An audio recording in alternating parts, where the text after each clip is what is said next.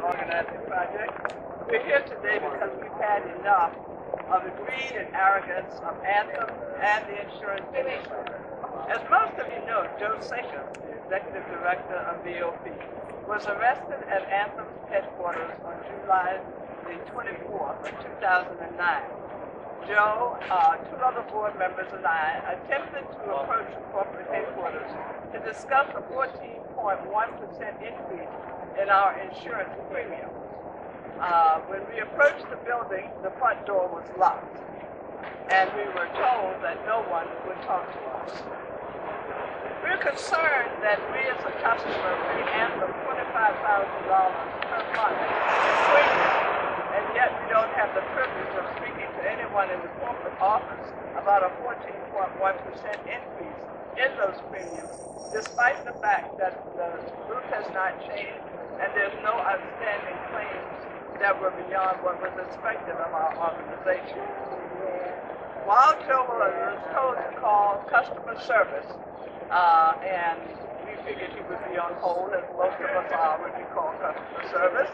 And while Joe was on hold with his cell phone in one hand and his membership card in the other, the police showed up and he was arrested for trespassing.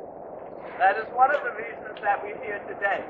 How is that customer service? Joe's trial is just one example of health insurance companies squeezing every last dime out of their customers and then failing to provide even the most basic level of service.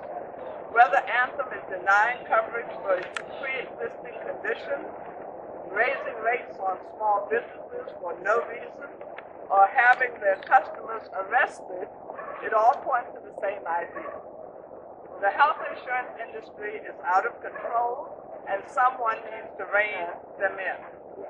Without action from our members of Congress, the behavior of monopolistic health insurance companies like Anthem will continue and become more and more egregious. We're here today to support Joe and to show that his situation is not unique.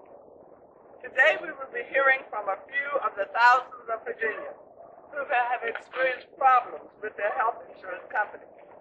While Joe's predicament is bad, it is not nearly as bad as some of the stories that we have heard all over this state during many of the town meetings that we and our allies have conducted.